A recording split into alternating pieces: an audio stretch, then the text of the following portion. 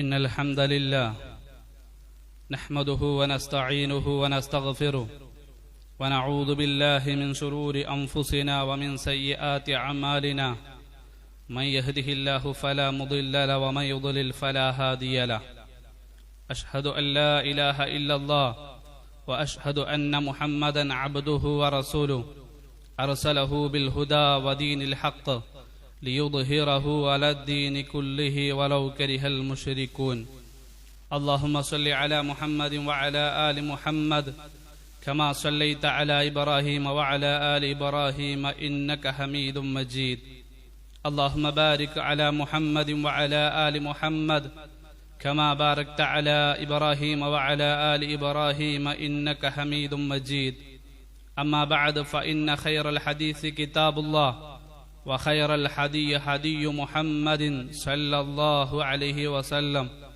وشر الأمور محدثاتها وكل محدثة بدعة وكل بدعة ضلالة وكل ضلالة في النار يا أيها الذين آمنوا اتقوا الله حق تقاته ولا تموتن إلا وأنتم مسلمون اللهم رب اشرح لي صدري ويسر لي أمري واحلل عقدة من لساني يفقهوا قولي സത്യവിശ്വാസികളെ വിശ്വാസിനികളെ പ്രപഞ്ചലോക സൃഷ്ടാവായ അല്ലാഹു സുബ്ഹാനഹു വ തആലയുടെ വിധിവിലക്കുകൾ പാലിച്ചുകൊണ്ട് ജീവിതത്തെ ചിട്ടപ്പെടുത്തണമേ എന്ന് ഓരോരുത്തരെയും ഉണർത്തുകയാണ്, വസിയത്ത് ചെയ്യുകയാണ്. ഏറെ ശ്രേഷ്ഠമായ ദിവസത്തിൽ, ഏറെ ശ്രേഷ്ഠമായ ഒരു സ്ഥലത്ത് നമ്മളെല്ലാം അല്ലാഹുവിന്റെ ദീന് പഠിക്കാൻ വേണ്ടി ഒരുമിച്ച് കൂടിയിരിക്കുകയാണ്. നമ്മുടെ കർമ്മങ്ങളെല്ലാം അല്ലാഹു സുബ്ഹാനഹു വ തആല സ്വീകരിക്കുകയും അവന്റെ ജന്നാത്തുൽ ഫിർദൗസിൽ ഉൾപ്പെടുത്തി നമ്മളെയെല്ലാം അനുഗ്രഹിക്കട്ടെ. പരിശുദ്ധ ഖുർആൻ സൂറത്തുൻ നജ്മിലൂടെ അല്ലാഹു സുബ്ഹാനഹു വ തആല പഠിപ്പിക്കുന്നത് അല്ലാ തസിറു വാസിറത്തും വിസ്റ ഉഖറ വഅലൈസ ലിൽ ഇൻസാനി ഇല്ലാ മാ സഅ. പരലോകത്തിലെ അവസ്ഥയെക്കുറിച്ചാണ് അല്ലാഹു സുബ്ഹാനഹു വ തആല പറയുന്നത്. നാം ചെയ്യുന്ന പാപങ്ങൾ, ഓരോ ദിവസവും നമ്മുടെ ജീവിതത്തിൽ ഒരുപാട് തെറ്റുകുറ്റങ്ങൾ വന്നു പോകുന്നുണ്ട്. അല്ലാഹു സുബ്ഹാനഹു വ തആലയോട് കാണിക്കുന്ന ഓരോ അനുസരണക്കേടുകളും, കാണരുത് എന്ന് പറഞ്ഞത് കാണുമ്പോൾ, കേൾക്കരുത് എന്ന് പറയുന്നത് കേൾക്കുമ്പോൾ, കുടിക്കരുത് എന്ന് പറയുന്നത് കുടിക്കുമ്പോൾ, ഭക്ഷിക്കരുത് എന്ന് പറയുന്നത് കഴിക്കുമ്പോൾ, ഇങ്ങനെയെല്ലാം പോകരുത് ചെയ്യരുത് എന്ന് പറയുന്ന കാര്യങ്ങളെല്ലാം പോകുമ്പോഴും ചെയ്യുമ്പോഴും എല്ലാം നമ്മുടെ ജീവിതത്തിൽ തെറ്റുകൾ സംഭവിക്കുകയാണ്. ആദം നബി അലൈഹിസ്സലാത്തു വസ്സലാമിയോട് അല്ലാഹു സുബ്ഹാനഹു വ തആല പറഞ്ഞത്, നീ ഭക്ഷിക്കരുത്, ഒരു വൃക്ഷം കാണിച്ച് അതിലേക്ക് വലാ തഖറബു ഹാദിഹി ഷജറ, മരത്തിലേക്ക് അടുക്കരുത് എന്നും അതിലെ പഴം കഴിക്കരുത് എന്നും ആദം നബിയോട് അല്ലാഹു സുബ്ഹാനഹു വ തആല കൽപ്പിക്കുമ്പോൾ പിശാചിന്റെ പ്രേരണയ്ക്ക് വഴങ്ങി ആദം നബി അലൈഹിസ്സലാത്തു വസ്സലാം ആ പഴം കഴിക്കുകയും തെറ്റുകാരനാവുകയും പിന്നീട് പശ്ചാത്താപിച്ച് മടങ്ങുകയാണ്. റബ്ബനാ ളലംനാ അൻഫുസനാ വഇല്ലം തഗ്ഫിർ ലനാ വതർഹംനാ ലനകൂനന്ന മിനൽ ഖാസിരീൻ. ഇങ്ങനെ നമ്മുടെ ജീവിതത്തിൽ നോക്കുകയാണ് എങ്കിൽ ഓരോ ദിവസങ്ങളിലും ഒരുപാട് തെറ്റുകുറ്റങ്ങൾ സംഭവിച്ചു പോകുന്നുണ്ട്. ഈ തെറ്റുകുറ്റങ്ങളുമായിട്ട് ഇന്നോ നാളെയോ ഞാനോ നിങ്ങളോ മരിക്കേണ്ടി വന്നാൽ തീർച്ചയായിട്ടും അല്ലാഹുവിന്റെ കോടതിയിൽ നമ്മൾ ഉത്തരം പറയേണ്ടി വരും. അല്ലാഹുവിന്റെ ശിക്ഷയ്ക്ക് നമ്മളെല്ലാം വിധേയമാകേണ്ടി വരും എന്ന വിഷയത്തിൽ യാതൊരു സംശയവുമില്ല. അതാണ് പരിശുദ്ധ ഖുർആൻ പറഞ്ഞത്, അല്ലാ തസിറു വാസിറത്തും വിസ്റ ഉഖറ. ആ പാപഭാരം നാം തന്നെ പേറേണ്ടി വരും, നാം തന്നെ ഏറ്റെടുക്കേണ്ടി വരും. അതൊരാളും ഏറ്റെടുക്കുകയില്ല. ഖിത്അത്തു ഖൽബി യാ ഫാത്തിമ. റസൂലുള്ളാഹി സ്വല്ലല്ലാഹു അലൈഹി വസല്ലം തന്റെ മകളെ വിളിച്ചുകൊണ്ട് പറയുകയാണ്, പൊന്നാര മോളെ, നീ എന്റെ കരളിന്റെ കഷ്ടമാണ്. ഈ ദുനിയാവിലെ എന്തും വാപ്പയോട് ചോദിക്കുകയാണ് എങ്കിൽ നിന്റെ ആഗ്രഹങ്ങളെല്ലാം വാപ്പ നേടിത്തരാം. പക്ഷെ നാളെ പരലോകത്ത് വന്നാൽ നിന്റെ കർമ്മത്തിന്റെ ഫലമായിട്ട് അല്ലാഹു സുബ്ഹാനഹു വ തആല നിനക്ക് നരകം വിധിക്കുകയാണ് എങ്കിൽ നിന്നെ നരകത്തിൽ നിന്ന് രക്ഷിക്കാൻ ഈ വാപ്പാക്ക് കഴിയുകയില്ല. ലോകത്തിന്റെ പ്രവാചകൻ അഷ്റഫുൽ ഖൽഖ് റസൂലുള്ളാഹി സ്വല്ലല്ലാഹു അലൈഹി വസല്ലമയാണ് തന്റെ പൊന്നാര മകളെ വിളിച്ചു പറയുന്നത്, അൻഖിദി നഫ്സകി മിനൻ നാർ.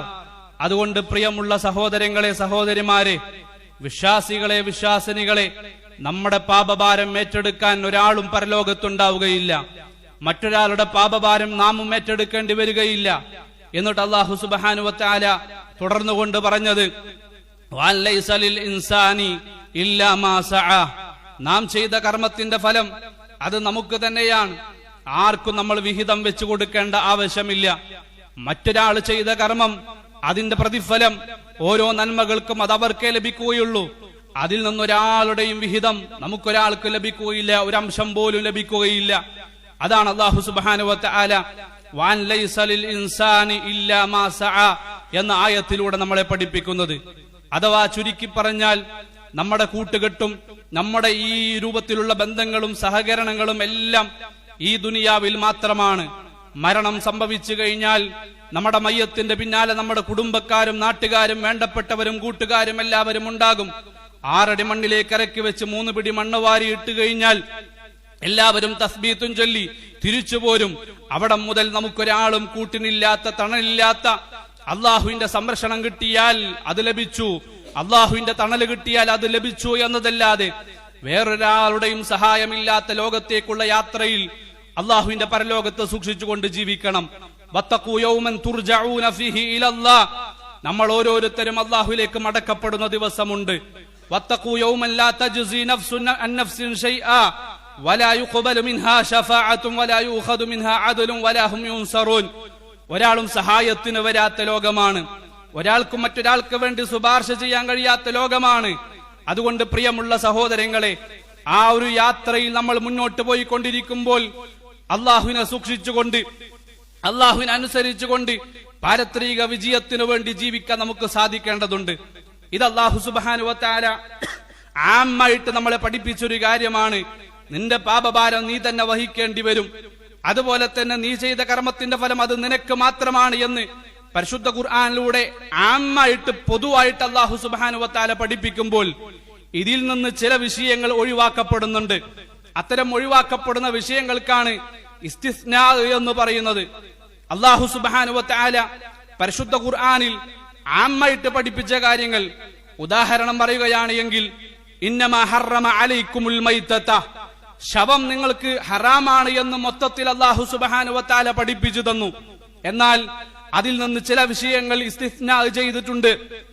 ഏതുപോലെ ചത്ത മത്സ്യം അത് നമുക്ക് ഹലാലാണ്, ഭക്ഷിക്കാം. ജറാദ് കിളി, വെട്ടുകിളി അത് നമുക്ക് ചത്തതാണ് എങ്കിലും കഴിക്കാം. ഇത്തരം ഒഴിവാക്കപ്പെടുന്ന ആമായിട്ട് അല്ലാഹു സുബ്ഹാനഹു വ തആല പറഞ്ഞ വിഷയങ്ങളിൽ നിന്ന് ഒഴിവാക്കപ്പെടുന്ന വിഷയങ്ങൾക്കാണ് ഇസ്തിസ്നാ ചെയ്യുക എന്ന് പറയുക. അതിനുള്ള അവകാശം ലോകത്ത് വഹയുള്ള പ്രവാചകനായ മുഹമ്മദ് മുസ്തഫ സല്ലല്ലാഹു അലൈഹി വസല്ലമക്ക് മാത്രമേ ഉള്ളൂ. വേറൊരാൾക്കുമില്ല. വേറൊരാൾക്കും ഇസ്തിസ്നാ ചെയ്യാനുള്ള അവകാശമില്ല. അള്ളാഹു ആമായിട്ട് പഠിപ്പിച്ച വിഷയങ്ങളിൽ നിന്ന് പിന്നീട് അതിൽ നിന്ന് ഒഴിവാക്കപ്പെടുന്ന എന്തെങ്കിലും വിഷയങ്ങളുണ്ട് എങ്കിൽ അത് ഒഴിവാക്കാനുള്ള അർഹത വഹയുള്ള റസൂലുള്ളാഹിക്ക് മാത്രമേ ഉള്ളൂ എന്ന് നാം ഓരോരുത്തരും മനസ്സിലാക്കേണ്ടതുണ്ട്. അപ്പോൾ നാം ചെയ്യുന്ന കർമ്മങ്ങൾ മറ്റൊരാൾക്ക് ഉപകാരപ്പെടുകയില്ല എന്ന് പരിശുദ്ധ ഖുർആനിലൂടെ ആമായിട്ട് അല്ലാഹു സുബ്ഹാനഹു വ തആല പഠിപ്പിച്ചിട്ടുണ്ട് എങ്കിൽ ചില വിഷയങ്ങൾ അതിൽ നിന്ന് ഇസ്തിസ്നാ ചെയ്യപ്പെട്ടിട്ടുണ്ട്. അത് റസൂലുള്ളാഹി സ്വല്ലല്ലാഹു അലൈഹി വസല്ലം നമ്മളെ പഠിപ്പിച്ചു തന്നിട്ടുണ്ട്.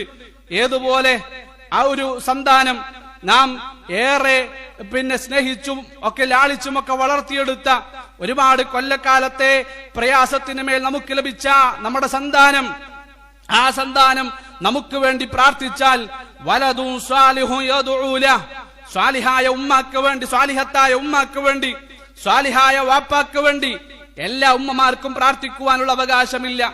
എല്ലാ വാപ്പമാർക്കും വേണ്ടിയും പ്രാർത്ഥിക്കുവാനുള്ള അവകാശമില്ല. ദുനിയാവിൽ അല്ലാഹുവിനെ അനുസരിച്ചും അതുപോലെ തന്നെ ലാ ഇലാഹ ഇല്ലല്ലാഹും മുഹമ്മദ് റസൂലുള്ളാഹിയും ഒക്കെ അംഗീകരിച്ചും തൗഹീദോടുകൂടി ജീവിച്ച ഉമ്മയും ബാപ്പയും അങ്ങനെയുള്ളവർക്ക് വേണ്ടി പ്രാർത്ഥിച്ചിട്ടേ കാര്യമുള്ളൂ. മരണപ്പെട്ടവർ സ്വാലിഹത്തായിരിക്കണം, അതുപോലെ തന്നെ സ്വാലിഹീങ്ങളായിരിക്കണം. അതുപോലെ തന്നെയാണ് പ്രാർത്ഥിക്കുന്നവനും. അടിവരയിട്ട് റസൂൽ പറഞ്ഞു, വലദുൻ സ്വാലിഹുൻ, സ്വാലിഹായ സന്താനങ്ങൾ പ്രാർത്ഥിച്ചു കഴിഞ്ഞാൽ അതിന്റെ വിഹിതം, ആ പ്രാർത്ഥനയുടെ ഫലം ഖബറിൽ പരലോകത്തിലും അവർക്ക് ലഭിക്കുമെന്ന് റസൂലുള്ളാഹി സ്വല്ലല്ലാഹു അലൈഹി വസല്ലം നമ്മളെ പഠിപ്പിക്കുകയാണ്. അതാണ് വഅൻ ലൈസ ലിൽ ഇൻസാനി ഇല്ലാ മാ സഅ. ഓരോരുത്തരും ചെയ്ത കർമ്മഫലം അവരവർക്ക് മാത്രമായിരിക്കും, മറ്റുള്ളവർക്ക് അത് ഉപകാരപ്പെടുകയില്ല എന്ന് ആമായിട്ട് ഖുർആനിൽ അല്ലാഹു സുബ്ഹാനഹു വ തആല പഠിപ്പിക്കുമ്പോൾ ഇസ്തിസ്നാ ചെയ്തു റസൂലുള്ളാഹ്. സ്വാലിഹായ മക്കൾ പ്രാർത്ഥിച്ചാൽ അതിന്റെ ഫലം ഉമ്മക്കും വാപ്പക്കും ഖബറിൽ ലഭിക്കും. അതുപോലെ തന്നെയാണ് ഒരാൾ റസൂൽ സല്ലല്ലാഹു അലൈഹി വസല്ലമയുടെ സമീപത്തേക്ക് വന്നിട്ട് നബിയോട് പറഞ്ഞു, നബിയെ, എന്റെ ഉമ്മ പെട്ടെന്ന് മരണപ്പെട്ടു പോയി. ആ ഉമ്മ എനിക്ക് വസിയത്ത് ചെയ്യാനുള്ള സമയം പോലും ഉമ്മാക്ക് ഉണ്ടായിരുന്നില്ല. അങ്ങനെയാണല്ലോ മരണത്തിന്റെ അവസ്ഥ. ഈ സംസാരിക്കുന്ന ഞാൻ അടുത്ത നിമിഷം ഉണ്ടാകുമോ എന്ന് പറയാൻ ഒരു ഉറപ്പ് നമുക്കില്ല. എന്റെ സംസാരം കേൾക്കുന്ന നിങ്ങൾ അടുത്ത നിമിഷം ഉണ്ടാകുമോ എന്ന് പറയാൻ ഒരു ഉറപ്പ് നമുക്കില്ല. അതുകൊണ്ടാണ് ഞാൻ ആ മുഖത്തിൽ പറഞ്ഞത്, വത്തഖൂ യൗമൻ തുർജഊന ഫീഹി ഇലല്ലാഹ്, വത്തഖൂ യൗമൻ തുർജഊന ഫീഹി ഇലല്ലാഹ്. വിശ്വാസികളെ, അള്ളാഹുവിലേക്ക് നാം ഓരോരുത്തരും മടക്കപ്പെടുന്ന ഒരു ദിവസം നമുക്ക് വരാനുണ്ട്. ആ ദിവസത്തെ സൂക്ഷിച്ചുകൊണ്ട് ജീവിക്കണമെന്ന് പറയാനുള്ള കാരണം അതുകൊണ്ട് നമ്മൾ ഓരോരുത്തരും മനസ്സിലാക്കേണ്ടതുണ്ട്. ആ ഒരു മനുഷ്യൻ വന്നിട്ട് റസൂൽ സല്ലല്ലാഹു അലൈഹി വസല്ലമയോട് പറയുകയാണ്, ഉമ്മാക്ക് വസിയത്ത് ചെയ്യാനുള്ള സമയം പോലും ഉണ്ടായില്ല. ആ ഉമ്മാക്ക് വേണ്ടി ഞാൻ ഒരു സ്വതഖ കൊടുത്താൽ, എന്റെ ഉമ്മാക്ക് വേണ്ടി ഞാൻ സ്വതഖ കൊടുത്താൽ അതിന്റെ ഫലം ഉമ്മാക്ക് ലഭിക്കുമോ എന്ന് ചോദിച്ചപ്പോൾ റസൂൽ സല്ലല്ലാഹു അലൈഹി വസല്ലം പറഞ്ഞു, നഅം, അതിന്റെ അനന്തരഫലം, അതിന്റെ ഫലം മകൻ കൊടുത്ത സ്വതക്കയുടെ കൂലി ഖബറിലാണ് എങ്കിലും ഉമ്മക്കും വാപ്പക്കും ലഭിക്കുമെന്നാണ് ഹബീബായ മുഹമ്മദ് മുസ്തഫ സല്ലല്ലാഹു അലൈഹി വസല്ലം പഠിപ്പിക്കുന്നത്. ആമായിട്ട് അല്ലാഹു പഠിപ്പിച്ച വിഷയത്തിൽ നിന്ന് വഹിയുള്ള റസൂൽ ചില വിഷയങ്ങളെ ഇസ്തിസ്നാ ചെയ്യുകയാണ്. അതുപോലെ തന്നെയാണ് കടമുള്ള ഉമ്മയും വാപ്പയും നമുക്ക് വേണ്ടപ്പെട്ട ആളുകൾ മരണപ്പെട്ടു പോയിട്ടുണ്ട് എങ്കിൽ അവർ കടബാധിതരായിട്ടാണ് മരണപ്പെട്ടു പോയിട്ടുള്ളത്. തീർച്ചയായിട്ടും അള്ളാഹുവിന്റെ ശിക്ഷയ്ക്ക് അവർ വിധേയമാകേണ്ടി വരും. ആ ശിക്ഷയിൽ നിന്ന് അവർ ഒഴിവാക്കപ്പെടണമെങ്കിൽ ഹയാത്തിലുള്ള മക്കൾ ആ കടം വീട്ടണം. അങ്ങനെ ഹയാത്തിലുള്ളവർ, വേണ്ടപ്പെട്ട കുടുംബക്കാർ, ബന്ധുമിത്രാദികൾ ആ കടം വീട്ടുകയാണ് എങ്കിൽ അതിന്റെ ശിക്ഷയിൽ നിന്ന് അവർ ഒഴിവാക്കപ്പെടും.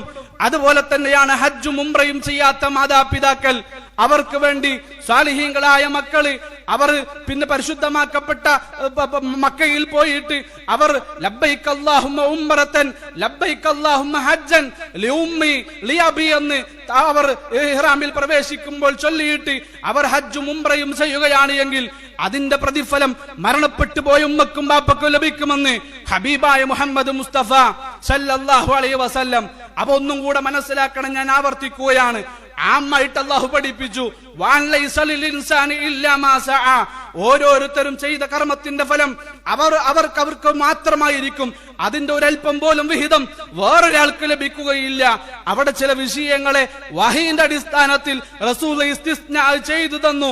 ഇന്നമാ ഹറമ അലൈക്കുമുൽ മൈതത, ശവം മുഴുവൻ ഹറാമാണ്, എന്നാൽ ചത്ത മീനിനെ കഴിക്കാമെന്ന് പറഞ്ഞതുപോലെ, ചത്ത ജറാദുകളെ കഴിക്കാമെന്നതുപോലെ മാതാപിതാക്കൾക്ക് വേണ്ടി പ്രാർത്ഥിക്കുന്ന മക്കളുടെ പ്രാർത്ഥനയും അവർ കൊടുക്കുന്ന സ്വതക്കകളും അവർ ചെയ്യുന്ന ഹജ്ജും ഉംറയും അവരുടെ കടം വീടാനുള്ള, പിന്നെ അവരുടെ കടം കൊടുത്തു വീട്ടിയാൽ ആ ബാധ്യതയിൽ നിന്നുമൊക്കെ അവർ മോചിതരാകുമെന്ന് പഠിപ്പിക്കുന്ന വിഷയങ്ങൾ, ഇതിനെയാണ് ഇസ്തിസ്നാ ചെയ്യുക എന്ന് പറയുന്നത്. ഇനി മൂന്നാമതായിട്ട് മനസ്സിലാക്കണം, ഇങ്ങനെ ഇസ്തിസ്നാ ചെയ്യപ്പെട്ട വിഷയത്തിൽ ലാ യജൂസുൽ ഖിയാസു അലൈ, അതിൽ നമ്മൾ ഖിയാസ് ചെയ്യാൻ പാടില്ല എന്നുള്ളതാണ്. ഖിയാസ് ചെയ്താൽ അത് അനുവദനീയമല്ല എന്നുള്ളതാണ്. എന്താണ് ഖിയാസ് എന്നതുകൊണ്ട് ഉദ്ദേശിക്കുന്നത്? വ്യക്തമായ തെളിവില്ലാത്തൊരു വിഷയം, എന്നാൽ മുമ്പ് അല്ലാഹു സുബ്ഹാനഹു വ തആല ആ ഒരു പിന്നെ അതുമായി ബന്ധപ്പെട്ടുകൊണ്ട് ഒരു വിഷയം ഹറാമാക്കിയിട്ടുണ്ട് എങ്കിൽ, ഉദാഹരണം പറഞ്ഞാൽ പെട്ടെന്ന് മനസ്സിലാകും. കഞ്ചാവ് വലിക്കുന്ന ഒരുപാട് സഹോദരങ്ങളെ, ചെറുപ്പക്കാരെ നമ്മുടെ നാടുകളിൽ നമുക്കിന്ന് വ്യാപകമായിട്ട് കാണാൻ കഴിയും. അതിന് കൃത്യമായ തെളിവ്, കഞ്ചാവ് വലിക്കരുത് എന്നതിന് കൃത്യമായ തെളിവ് നമുക്ക് ഖുർആനിൽ കാണാൻ കഴിയുന്നില്ല, ഹദീസുകളിൽ കാണാൻ കഴിയുന്നില്ല. എന്നാൽ ലഹരി ഉണ്ടാക്കുന്ന എല്ലാ പദാർത്ഥങ്ങളും ഹറാമാണ് എന്ന് മുഹമ്മദ് മുസ്തഫ സല്ലല്ലാഹു അലൈഹി വസല്ലം നമ്മളെ പഠിപ്പിച്ചു തന്നിട്ടുണ്ട്. അതുപോലെ തന്നെ മദ്യം ഹറാമാണ്. അത് മനുഷ്യന്റെ മസ്തിഷ്കത്തെ മരവിപ്പിക്കുന്ന ഒരു ഒരു കാര്യമായതുകൊണ്ടാണ് അത് ഹറാമാക്കിയിട്ടുള്ളത്. അതുകൊണ്ട് തന്നെ അതിലേക്ക് നമ്മൾ കഞ്ചാവിനെ ഖിയാസ് ചെയ്തുകൊണ്ട് അതും ഹറാമ് തന്നെയാണ് എന്ന് പഠിപ്പിക്കുന്നു. ഈ രൂപത്തിൽ ചെയ്യുന്ന പ്രവർത്തനത്തിനാണ് ഖിയാസ് എന്ന് പറയുക. ഇസ്തിസ്നാ ചെയ്യപ്പെട്ട വിഷയത്തിലേക്ക് നമ്മൾ ലാ യജൂസുൽ ഖിയാസു അലൈഹി, ഖിയാസ് ചെയ്യുക എന്നുള്ളത് അനുവദനീയമല്ല. ഏതുപോലെ അല്ലാഹുവിന്റെ റസൂൽ പറഞ്ഞല്ലോ, ചത്ത മത്സ്യത്തെ കഴിക്കാമെന്ന് പറഞ്ഞിട്ടുണ്ടല്ലോ. പോത്ത് നമുക്ക് അനുവദനീയമാണല്ലോ. ബിസ്മില്ല ചൊല്ലൊരു പോത്തിന് അറുത്തു കഴിഞ്ഞാൽ നമ്മളെല്ലാം കഴിക്കാറുണ്ടല്ലോ. പ്രിയമുള്ള സഹോദരങ്ങളെ, അതുകൊണ്ട് ചത്ത മത്സ്യത്തെ കഴിക്കാമെന്ന് റസൂൽ പറഞ്ഞതുകൊണ്ട് അതിലേക്ക് ഖിയാസ് ചെയ്യുകയാണ്. ബീഫ് നമുക്ക് എന്ത് ചെയ്യാം? ചത്തതാണെങ്കിലും കഴിക്കാം, പാടില്ല. ലാ യജൂസുൽ ഖിയാസു അലൈഹി, ഇസ്തിസ്നാ ചെയ്യപ്പെട്ട വിഷയത്തിലേക്ക് ഖിയാസ് ചെയ്യാൻ പാടില്ല എന്നുള്ളതാണ്. ഇവിടെ ഞാനും നിങ്ങൾ മനസ്സിലാക്കേണ്ടതുണ്ട്. നമ്മുടെ നാട്ടിൽ ഒരുപാട് ബിദ്അത്ത് ചെയ്യുന്ന ആളുകളുണ്ട്. അഥവാ ബിദ്അത്തുകളെ കുറിച്ച് മനസ്സിലാക്കേണ്ടത്, അതിനെ കുറിച്ച് ഒരിക്കലും അത് മതമാണ്, ദീനാണ്, ഇസ്ലാമാണ് എന്ന് പറയാൻ പറ്റുകയില്ല.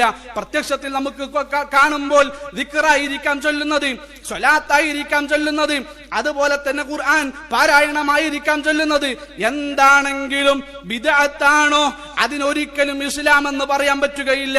അതൊരു പുതിയ മതമാണ് ബിദ്അത്തുകൾ എന്നതുകൊണ്ട് ഉദ്ദേശിക്കുന്നത്. നമ്മുടെ നാടുകളിൽ കാണാം.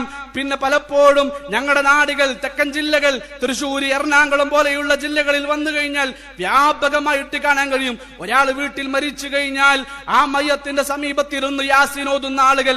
അതുപോലെ തന്നെ ഖബറിലേക്ക് ഇറക്കി വെക്കുമ്പോൾ സൂറത്ത് മുൽക്ക് ഓതുന്ന ഒരു സമ്പ്രദായം പുതുതായിട്ട് നമ്മുടെ നാടുകളിലേക്ക് ആരംഭിച്ചിട്ടുണ്ട്.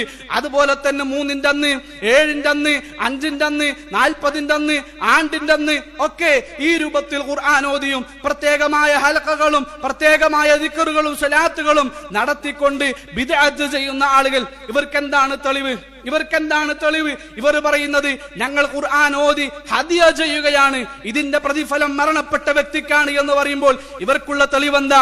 മാതാപിതാക്കൾക്ക് വേണ്ടി മക്കൾ പ്രാർത്ഥിച്ചു കഴിഞ്ഞാൽ അതിന്റെ കൂലി കിട്ടുമെന്നാണ്. മാതാപിതാക്കൾക്ക് വേണ്ടി സ്വതഖ കൊടുത്തു കഴിഞ്ഞാൽ അതിന്റെ കൂലി മാതാപിതാക്കൾക്ക് കിട്ടുമെന്നാണ്. മാതാപിതാക്കളുടെ കടം മക്കൾ വീട്ടിയാൽ അതിൽ നിന്ന് മാതാപിതാക്കൾ മോചിതരാകുമെന്നതാണ്. മാതാപിതാക്കൾക്ക് വേണ്ടി ഹജ്ജ് ചെയ്താൽ, ഉംറ ചെയ്താൽ അതിന്റെ പ്രതിഫലം മരണപ്പെട്ടു പോയവർക്ക് ലഭിക്കുമെന്ന തെളിവുകൾ എടുത്തുകൊണ്ടാണ് ഇത്തരത്തിലുള്ള കാര്യങ്ങൾ ചെയ്തുകൊണ്ടിരിക്കുന്നത്.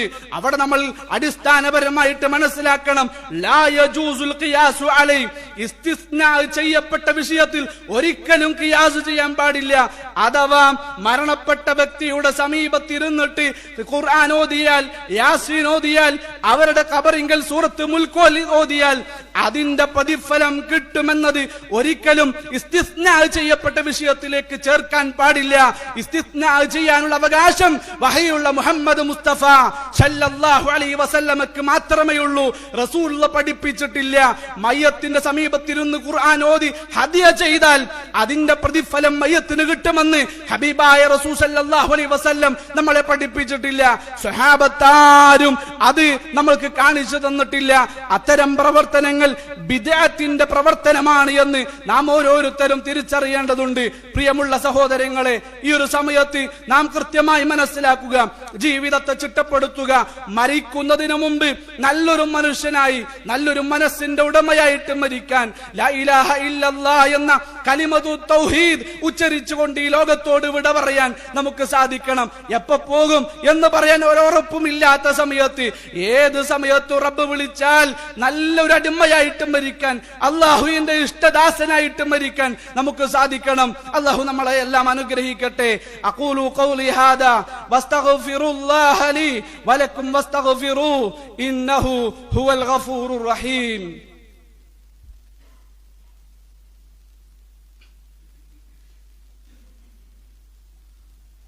അൽഹംദുലില്ലാഹി റബ്ബിൽ ആലമീൻ അസ്സലാത്തു വസ്സലാമു അലാ റസൂലിൽ അമീൻ വഅലാ ആലിഹി വസഹ്ബിഹി അജ്മഈൻ അമ്മാ ബഅദ്. വിശ്വാസികളെ, വിശ്വാസിനികളെ, ഒരിക്കൽ കൂടി അല്ലാഹു സുബ്ഹാനഹു വ തആലയുടെ വിധിവിലക്കുകൾ പാലിച്ചുകൊണ്ട് ജീവിക്കണമായി എന്ന് ഓരോരുത്തരെയും ഉണർത്തുകയാണ്, വസിയത്ത് ചെയ്യുകയാണ്. അല്ലാഹു സുബ്ഹാനഹു വ തആല പവിത്രമാക്കിയ ഒരു ദിവസത്തിൽ നമ്മളെല്ലാം ഒരുമിച്ചിരുന്ന് ഈ വെള്ളിയാഴ്ച ജുമുഅ കേൾക്കുമ്പോൾ, വെള്ളിയാഴ്ച ദിവസത്തിൽ നാം ചെയ്യേണ്ട ഒരുപാട് നന്മകളുണ്ട്.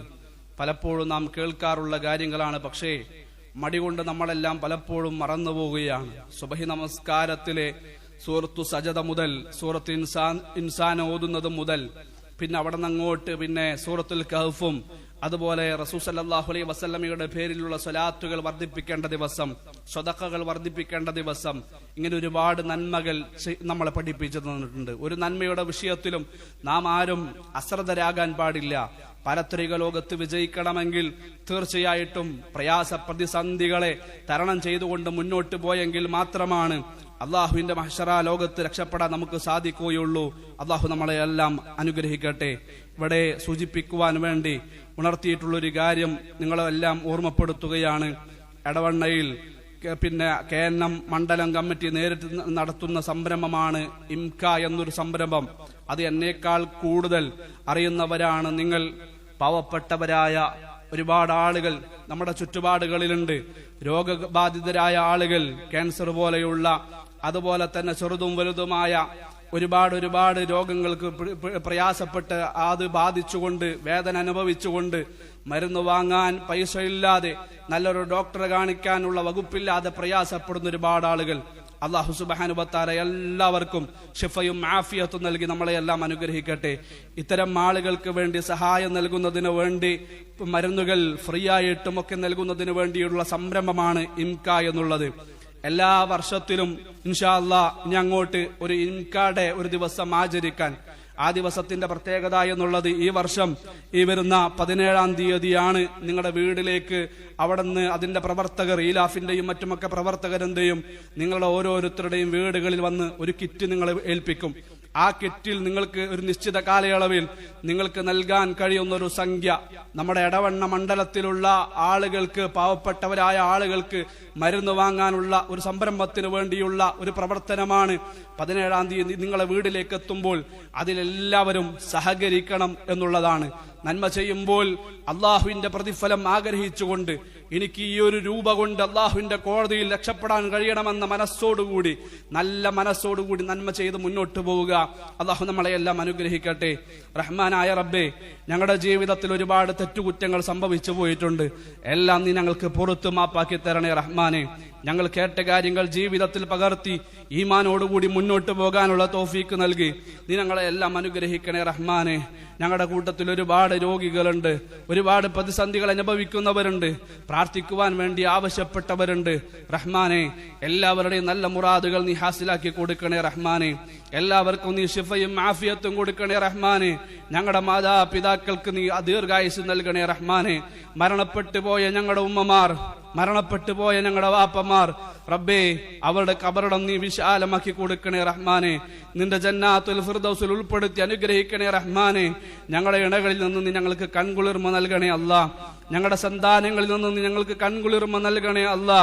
ആരോടും ഉറപ്പില്ലാതെ, പകയില്ലാതെ, ദേഷ്യമില്ലാതെ എല്ലാവരാലും ഇഷ്ടപ്പെടുന്ന ഒരു അടിമയായിട്ട് ഈ ലോകത്ത് ജീവിച്ച് മരിക്കാൻ നീ ഞങ്ങൾക്കെല്ലാം തൗഫീക്ക് നൽകണേ അല്ലാ. അല്ലാഹുമ്മ ഗഫിർ ലിൽ മുഅ്മിനീന വൽ മുഅ്മിനാത്ത് വൽ മുസ്ലിമീന വൽ മുസ്ലിമാത്ത് الأحياء منهم والأموات إنك مجيب دعوات يا قاضي الحاجات. اللهم أجرنا من النار، اللهم أجرنا من النار، اللهم أجرنا من النار. اللهم رب ارحمهما كما ربيانا صغيرا. ربنا هب لنا من أزواجنا وذرياتنا قرة أعين واجعلنا للمتقين إماما. اللهم يا مقلب القلوب ثبت قلوبنا على دينك. اللهم يا مصرف القلوب صرف قلوبنا على طاعتك.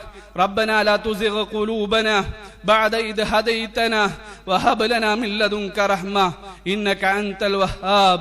اللهم أعز الإسلام والمسلمين، اللهم أعز الإسلام والمسلمين ودمر أعداءك أعداء الدين.